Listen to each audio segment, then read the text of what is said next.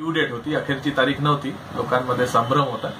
किंवा चुकीची माहिती होती. आज इन्कम टॅक्स रिटर्न 17-18 या वर्षाकरता जे रिटर्न फाईल करायचे त्याची ड्यू डेट होती आणि या एक 10-20 दिवसाआधी सरकारने असं म्हटलं होतं की आम्ही ही तारीख वाढवणार नाही आणि हेही बजेटमध्ये आलं होतं की ड्यू डेटमध्ये रिटर्न फाईल केले नाही तर पेनाल्टी लागेल. त्यामुळे संपूर्ण भारतभर सर्व करदाते व कर सल्लागार सर्व रिटर्न फाईल करायला बसले होते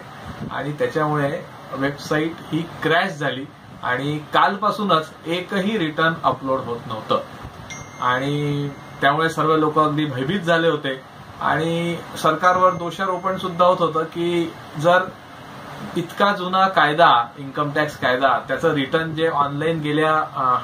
10 वर्षापासून सुरू आहे, आज जर सर्व भारतातले लोक रिटर्न फाईल करायला तिथे बसले आणि साईट क्रॅश होते आहे,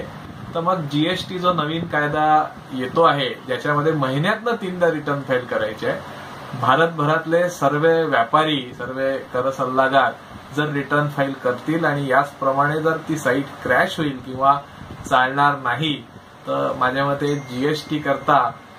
रिटर्न फायलिंग हे जे कंपल्सरी नियम आहे त्याला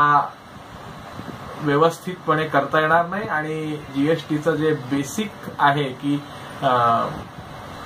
क्रेडिट फ्लो हा सिमलेसली झाला पाहिजे तो होणार नाही. त्यामुळे सरकारने कायदे बदलावेत, स्ट्रिंजंट करावे, ऑनलाईन करावे, मात्र त्याच्या पहिले आपलं सर्व्हर तेवढं ताकदवर आहे की नाही याची काळजी घेणं अपेक्षित आहे.